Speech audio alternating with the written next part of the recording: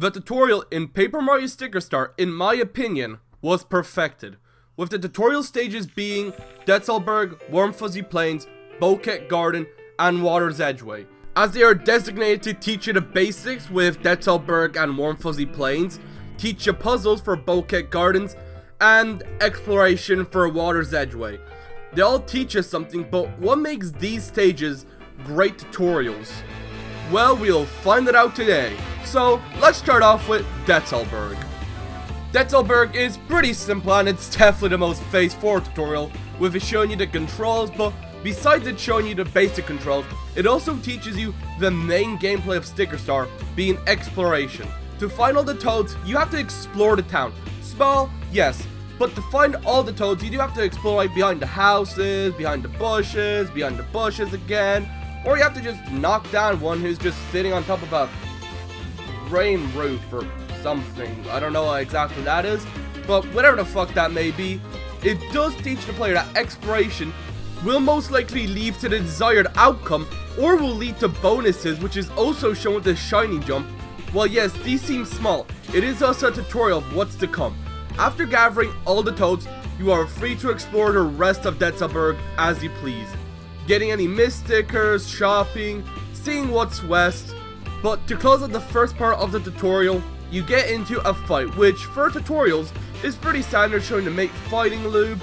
It also, if you explored a bit, you could have gotten the Bah Hammer, which does make the fight easier, and also still shows that exploring does make fights easier, but yada yada. After the fight, we can move on to part 2 of the tutorial of Warm Fuzzy Plains. In Warm Fuzzy Plains, we start off in one of the only few hallways in this game. The only other one I can think off the top of my head is the second room of Dry Big Desert 2-1. But other than that, we see a potential fight for the potential of being able to access what's inside the box. You know, having a little bit of risk and reward early on in the game. Moving on further into the hallway, we're able to see a little place with tape, and if you want to, you can just unpeel it or not. It's not really that important, it's only like 5 coins. But also, we do see a few enemies, but they aren't spammed that much, even in this hallway, but it is easy to avoid the fights sometimes. Afterwards, we move on to the place where you learn about paperization and things. In the junior fight, which is semi-boss, we do learn that ting stickers can be used to solve problems, and that bosses are weak to certain thing stickers. After Junior throws away the bridge, we can go get the toads so they can build up a bridge, and then once we get the bridge, then we get to the paperization tutorial, which is actually done very well. After we place the bridge down, we move up further in room 2, where we see a tree stump, which if you do paperize over it, you do see that you are able to upgrade your stickers above tree stumps. And it is also shown in the next room, room 3, that you can do the same thing above circles of flowers. This does show paperization can be used for multiple things. In room 3, we do see that the game does start expecting you to start collecting a bit more stickers, with a question mark block that has 3 Bah Hammers, which in the early game are actually fairly decent. And we do also see a few fights which you can do, but if you don't want to, you can just skip by them because, well, they're pretty easy to avoid.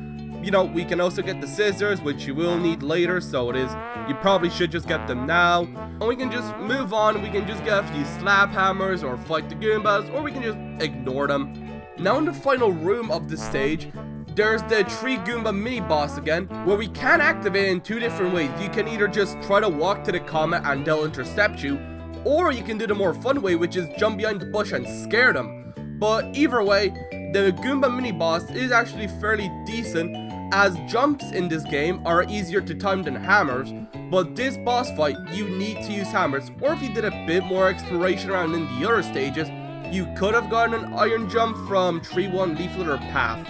But whichever way you use to discard the Goombas, we end the stage, and that ends part 2 of the tutorial. Before getting into stage 3, only 19% of the people watching are subscribed. So if you want to join the exclusive ranks of the 19%, click the subscribe button. But now, Bouquet Gardens is a pretty simple level. Besides the level design, the main path is blocked off because you need to have to explore around first and find the source of the blockage. And like previously said, the self-player understand that they should be exploring, yada yada, but after the fans off, you see the crying toad, which is a side quest and a pretty good one. and a very simple one, where you just have to rebuild the garden. And this quest can be done a few different ways depending on how much time you want to put into it. You can either get the normal flowers, which are just found along the path. You can get the shiny ones, which you do need to upgrade one of them, but you can still do it relatively quickly. Or if you have the time, you can just get all flashy flowers, which will take longer, but you do get 6 flashy flowers in the early game. But besides the flowers, you do also get introduced to the HP pluses, which are the main way to increase your HP in this game. And then in the next room, you are also introduced to the Traveling Toad questline, which is the main questline of this game. And the fight here is a bit harder than usual, but it is just 2 Goombas combined, so it isn't really that hard still. But after the fight, you do get the catalog. After a hallway that's about like 2 centimeters long, we get onto the Battle Spinner tutorial, which does a pretty good job at showing the power of the Battle Spinner. Without it, your only real way to get the perfect bonus is by just using a fire flower. But with the Battle Spinner, it is way easier to get the perfect bonus, and it just truly shows why you would ever want to use the Battle Spinner, because it makes it way easier to get the perfect bonus, which does equal more money, which does equal to being able to purchase the better stickers later on. But after that pretty on-the-nose tutorial, the rest of the stage is pretty standard with, just a pretty good level design. And that ends the third part of the tutorial. Now onto the final part, Water's Edgeway. Now, onto the final part of the tutorial, 1 tree, Water's Edgeway.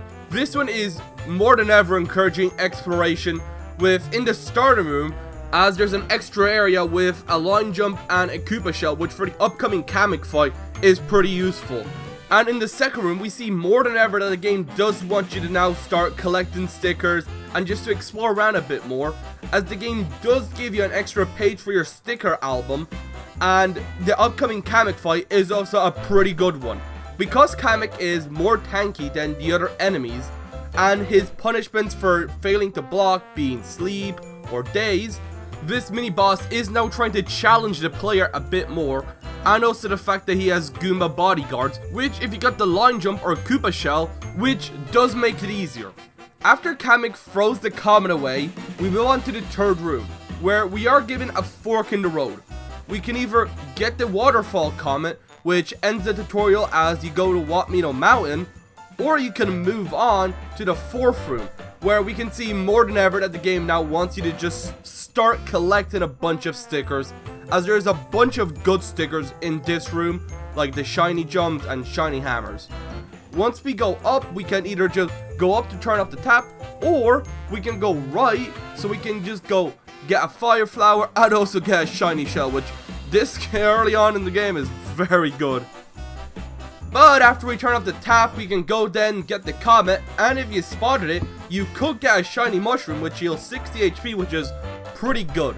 But now, whichever way you took, either you went the way where you have to place the comet back down, or you take the secret room behind the waterfall, this stage marks the end of the sticker start tutorial, in my opinion. Now you may ask, why do I consider these stages as tutorials, and why consider Water's Edgeway to be the end? Well, it's because they, one, each implement something or teach you something, but it also ends the linear portion of this game, as you are now given the option to go to Wamino Mountain or Wiver Fiver Hill, and then once in the fort you can either go fight Mega Sparkle Goomba, or get the spiky helmet and poison mushroom if not bought from Wamino Mountain, or the toad in Detzelberg, or the trumpet from the top of the tower, meaning that you can either go to World 2 or World 3. And that's why I consider these stages to be the end of the tutorial, because they end the linear portion of the game before you're given free reign to either do Wamino Mountain, Wiver Fiver Hill, or World 2 or World 3, or if you're crafty enough, World 4 or World 5 first even, which is how I always do it. But I could see arguments for why any stage in World 1 is the end of the tutorial. I can see it for Wiver Fiver Hill, as that teaches you how to use the things better.